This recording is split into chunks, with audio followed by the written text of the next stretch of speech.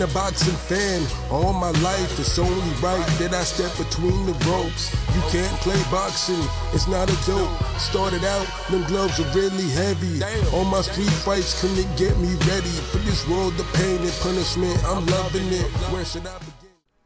So I put this together for a lot of the beginner level, novice level boxers out there that complain that they get hit too much.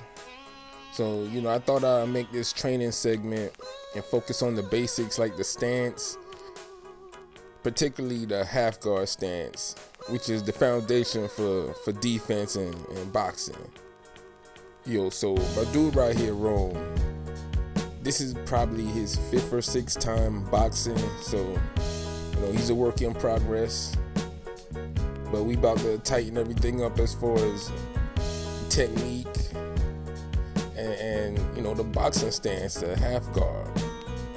You want your shoulder and your lead foot to point towards your opponent because that's what you're going to be punching at. So you want to give a proper angle with your stance, with your knees slightly bent. And my dude right here, he's still a little squared up, knees ain't bent, but the stance, the elbows are tucked in nicely. I give a little bit of angle with the hands. There you go. Now he might be a little bit too upright, but we're gonna work on that. See, when you come forward and you punch, your elbows down so you don't telegraph your punches. And for your balance, remember the 3 F's. Fist, foot, forward. All of that shit gotta be lined up and going forward at the same time. See, you could make your power hand real deceptive and sneaky if you're hiding it in the half guard, because everyone's just focused up front, which is, your jab, your lead hand. See, even with that compact guard, you still don't want to give all this for your opponent to work with. You see all that big white space in the middle? That's open for uppercuts. He could come around the guard with some hooks. It's just too much target, you know what I mean? See, the jab is cool right here, but he's still a little too squared up. Too much of a target is being given right now. Okay, clean it up a little bit. Much better. Got a little bit more of an angle. Now you could jab. Elbow down. He's dropping the hand a little bit, folks, but we gonna work on that, you know what I mean? But that's what practice is for. You ain't gonna be perfect the first time or the 5th time. And you gotta work your pivots in there too. See, the pivots are a lot easier to do when you're in half guard because you're moving in less space. You're still on the 1 foot. You can do this with your hands up and your hands down. Just practice, it helps you gauge the distance, from your opponent. So you're basically having your back foot swing around when the punch comes. So you're pivoting at the right moment to get out of the way. It just takes practice. The footwork, all of that shit, you gotta put it all together. And like I said earlier, you could hide your power shot. You just gotta practice the pivots first. Then the offense comes in a little later. You gotta be real comfortable with it. But it'll get there. You gotta remember, boxing is in circles. So, you're basically trying to run them into something. And even when you're doing the mitts or the pads or whatever, flex mitts, whatever you do, you gotta keep it consistent. You gotta keep the form consistent. The lead foot, your front shoulder, all go to your opponent at the same time. Gotta keep your hands up, bring your hands back when you throw the jab. Shit like that, See, you want to form good, instinctive reactions so you can take it to the next stage, which is sparring.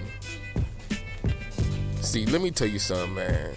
See, 50% of boxing It's just a fucking jab and some damn circles.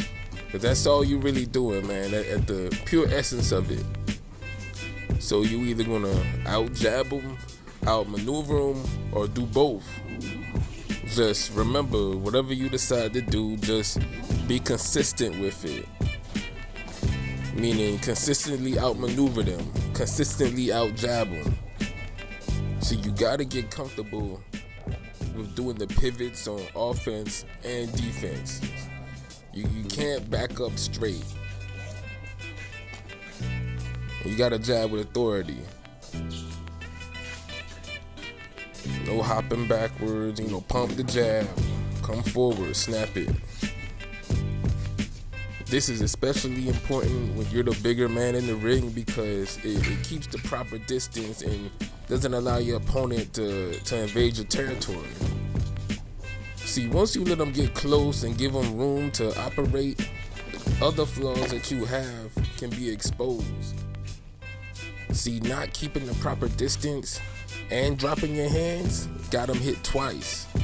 2 mistakes, 2 hits. See, you gotta let the half guard and the pivot create your own comfort zone in the ring.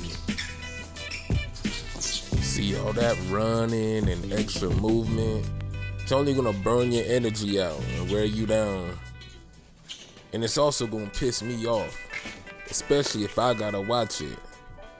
So, you just keep it simple and use basic subtle movements like the pivots and the half guard, which allows you to stay close to your opponent and operate and, do your offense and keep it moving. So when the time comes to step it up and put your foot on the gas, you got the extra energy in the tank to do it. And remember, keep them hands up. And that concludes the first episode of the Ring Gang Radio training, which is our episode about the half guard boxing stance and the benefits of it. Shout outs to my nigga Rome for coming through in the video and helping me out, putting it together. And if y'all like the video, don't show love in the comments. If y'all hate the video, hey, tell us why. We do this for the culture. Subscribe, Ring Gang Radio. Hit up the website, ringgangradio.com. Got any suggestions for the next training tutorial? Just let us know. So once again, this is Ring Gang Radio. This is Shutterworth the God, the GOAT artist. The Soul Wars, thesoulwars.com. Y'all make sure y'all stay tuned for that. The podcast, we on Podomatic, Spotify, iTunes, Google, all of that shit. Just hit up the website, ringgangradio.com. Shutterworth the God. Signing off. Oh, can't forget. Shout outs to my niggas PJ and Pat, the rest of the Ring Gang squad. And salute the Clanarchy Sample Genius with the beats. So, with that said, we out. Peace.